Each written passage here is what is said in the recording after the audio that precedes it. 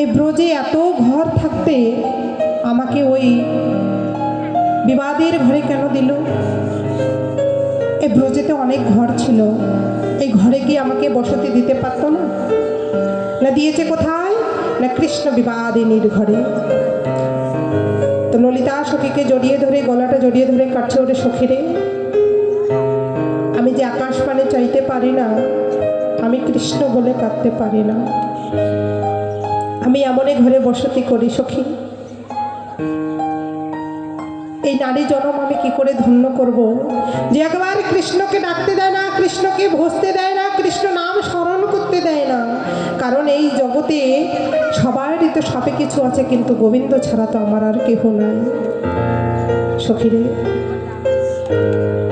আমি এই দুঃখের কথা, এই যন্ত্রণার কথা কার কাছে বলবো?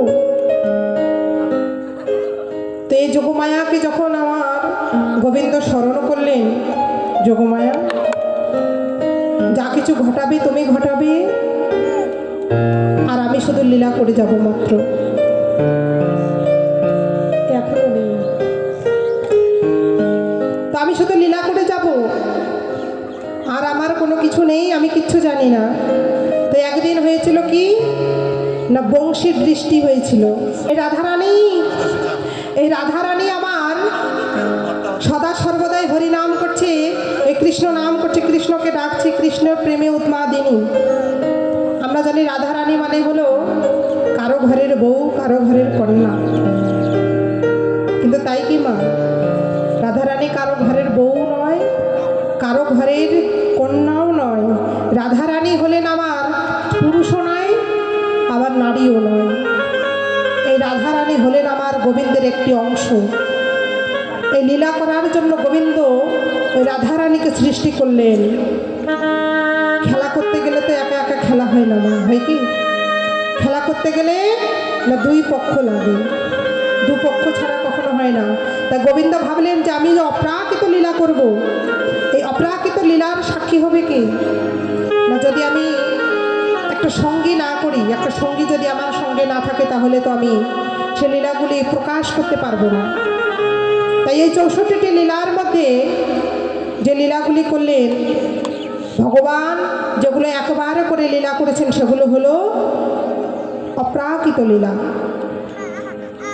আর নিত্য নিত্য যে লীলাগুলো করেছেন, এগুলো হলো নিত্যলীলা। নিত্যলীলা যেমন প্রত্যেক দিন সঙ্গ করা হয়, ভক্ত সঙ্গ করা হয়, বৈষ্ণব সঙ্গ করা হয়, ভগবানের নাম গুণকীর্তন করা হয়, এই হলো নিত্যলীলা। গৌরহরি আমার নিত্য নিত্য লীলা করেছে। আর এই অপ্রাকৃত লীলা করেছেন একমাত্র রাধারানীকে বামে নিয়ে, যে সখাগণ এবং সখীগণকে নিয়ে বৃন্দাবনে লীলাগুলি করেছিলেন। এগুলো হলো অপ্রাকৃত লীলা। এই অপ্রাকৃত লীলা রস মাধুরী যারা যারা আস্বাদন করেছেন, যেই বৈষ্ণব পদাবলী, এই বৈষ্ণবগণ যারা আস্বাদন করেছেন, তারাই একমাত্র জানে রসের মাহাত্ম্য কি। আমাদের মতো সাধারণ মানুষ বুঝবে না, আমরা শুধু বুঝবো রাধাকৃষ্ণের প্রেম লীলা।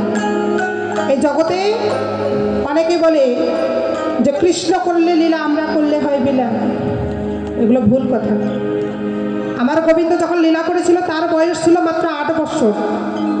এই 8 বৎসরে গোবিন্দের এই 64টি লীলা, এই লীলাগুলো করেছেন। তাহলে একটা 8 বৎসরের বাচ্চা, তাদের কি কোনো কিছু থাকে বাবা?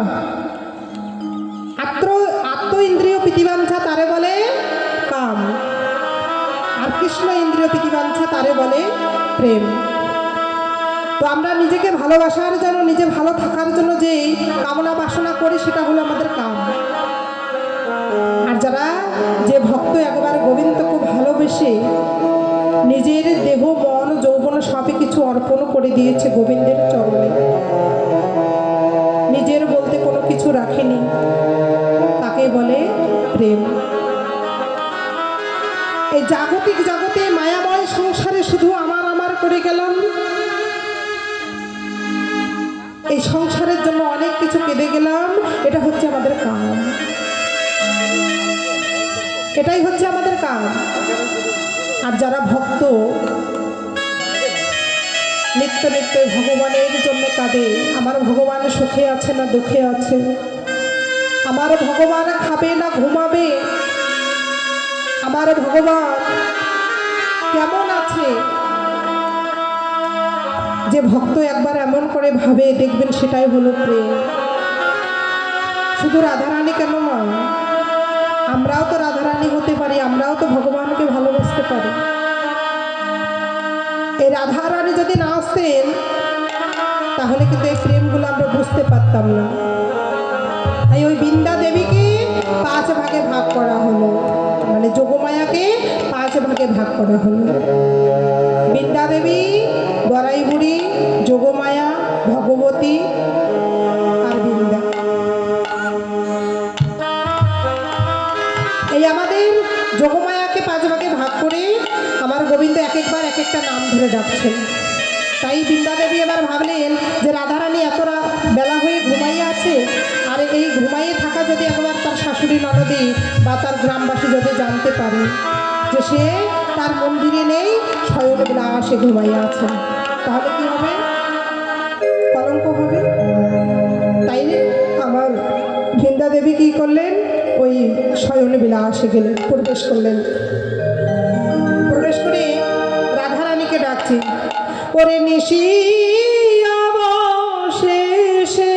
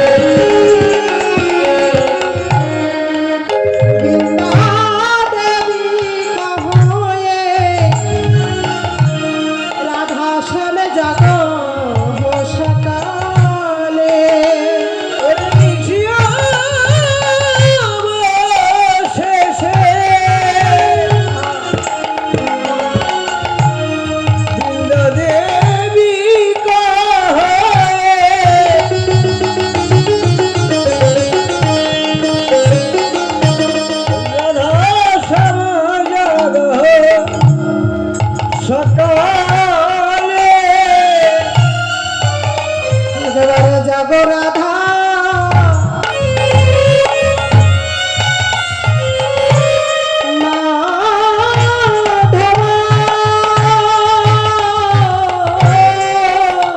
একবারে জাগো রাধা,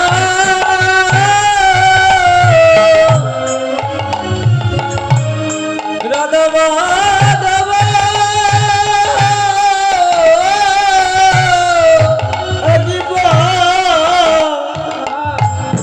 জাগো রাধা,